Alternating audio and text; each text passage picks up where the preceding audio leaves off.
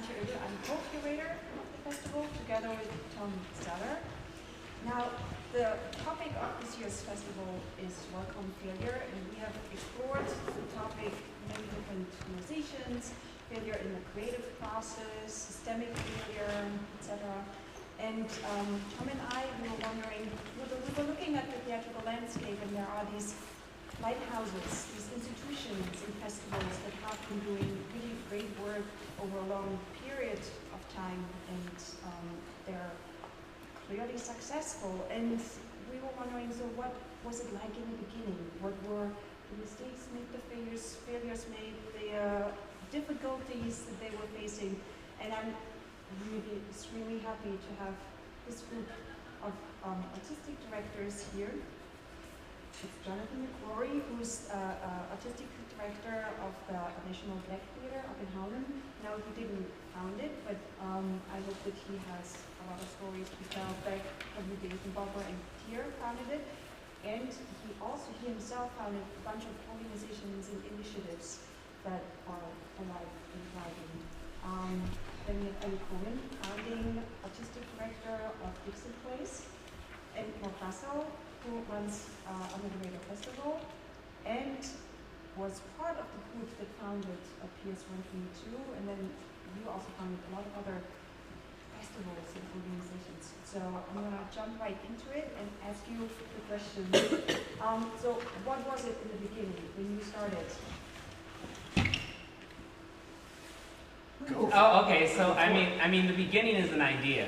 The beginning is an idea of an impulse, intuition, a thought, a pattern that you then want to try to create a frame around. So it's like, how do I create a frame around this thing that I've been given? So I've got an idea, I have this impulse, I want to put action towards it. So what's the frame that creates the pathway for that idea to be actualized and manifested in real time? And I think that that can only happen when someone is willing to fail. Because the idea that you're willing to actually be bold enough to say that your idea is valid, whatever that might mean, to create space and take up space in this universe, means that you have to be willing to know that that idea might actually shrink to nothing, or that idea might only last for 2 years or 1 year, that that idea might be co-opted by somebody else. So the idea that people create space and time to allow for their thoughts to be given space, I think that's where it begins. It begins by the idea, the light bulb, the aha moment.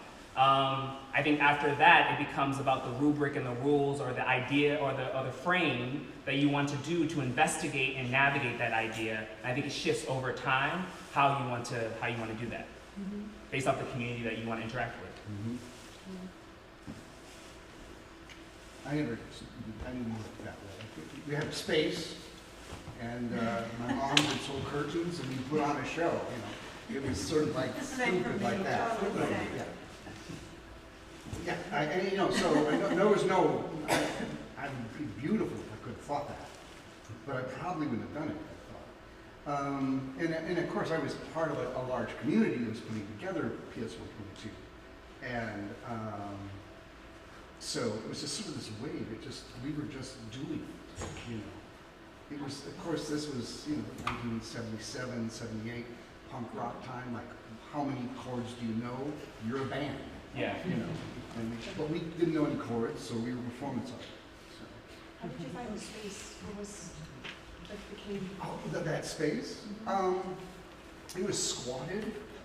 They were the East Village had been burning. They were burning and tearing the copper out of the buildings. It was pretty deep back then. And so the city decided to abandon the former PS122, and when they abandoned it, it was squatted by community members. And they didn't know what to do with these upper floors, so some painters took that over, and they didn't know what to do with this really large room, and just too large to paint in. So one of the painters knew Charlie Moulton, and they invited him. And he shared it with the Polish Daycare Center for a while.